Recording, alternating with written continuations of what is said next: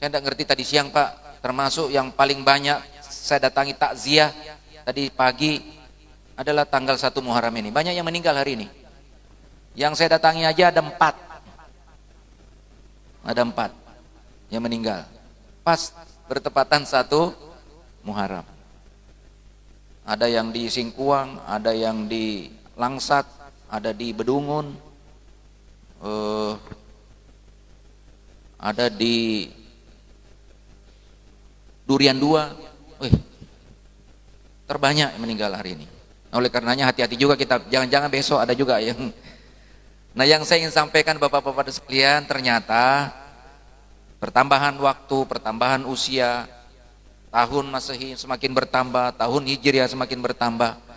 Momentum yang perlu kita pahami bersama Bapak-bapak dan sekalian adalah introspeksi diri tentang masa lalu, kemudian bikin planning yang terbaik untuk masa depan, ya.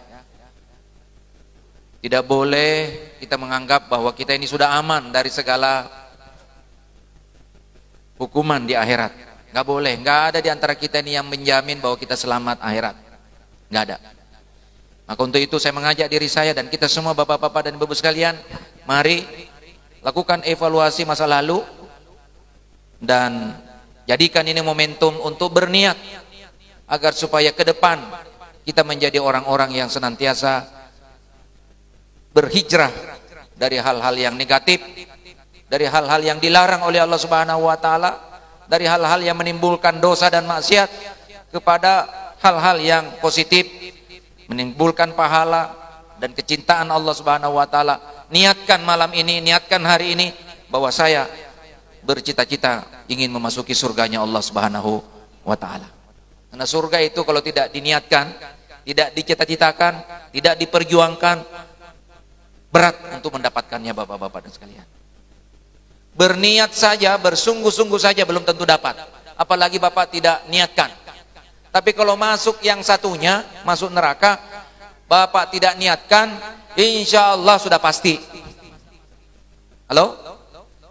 Insya Allah sudah pasti. Kalau kita ingin gagal, ingin bangkrut, ingin rugi, ingin tidak sukses, nggak perlu disiapkan. Cukup bermalas-malasan saja, insya Allah sudah tercapai. Tapi kalau namanya kesuksesan, namanya keberhasilan, namanya mengejar surga, kalau berleha-leha, tidak mungkin tercapai Bapak-bapak dan Ibu sekalian. Nah, untuk itu, masjid sudah jadi, sudah megah seperti ini. Kalau di zaman menjadi surau, kita mungkin belum terlalu bersemangat. Hari ini setelah masjid, mudah-mudahan kita termotivasi Bapak-bapak dan Ibu sekalian. Supaya bekal kita menuju akhirat jauh lebih siap dibandingkan sebelum-sebelumnya Bapak-bapak dan sekalian. Nah, yang jadi problem hari ini Bapak-bapak dan sekalian, Allah Subhanahu wa taala tidak memberi kabar kepada kita kapan kita dipanggilnya. Ya. Ini yang jadi masalah. Seandainya kita diberi kabar bahwa setahun lagi, sudah, pokoknya kita persiapkan hari ini. Ini enggak. Bahkan kita ada sudah 68 umurnya, 68 tahun sudah umurnya, masih santai-santai aja, dikiranya masih 20 tahun lagi bisa. Apalagi kita yang masih muda, mungkin 40 tahun, umur 30, masih menganggap bahwa aman aja, masih 40 tahun lagi. Padahal ternyata besok sudah sampai Bapak-bapak dan Ibu sekalian. Nah, itulah sebabnya maka Allah Subhanahu wa taala menyuruh kita memelihara nilai iman dan takwa kita itu setiap saat, setiap waktu, dimanapun. Ittaqullah haitsuma kunta. Bertakwalah kamu kepada Allah Subhanahu wa taala di mana saja kamu berada. Enggak boleh menunggu waktu, tidak boleh melihat tempat. Rame kah, sunyi kah, sendirian kah, banyak orang. Pelihara ketakwaan itu. Karena boleh jadi di saat kita tidak memelihara takwa, di saat kita tidak mempertahankan nilai istiqomah diri kita, ternyata malaikat maut datang menjemput kita Bapak-bapak dan sekalian. Begitu juga Allah Subhanahu wa taala untuk menyuruh kita bertakwa. Jangan sampai kita meninggal dalam kondisi tidak taat kepada Allah Subhanahu wa taala.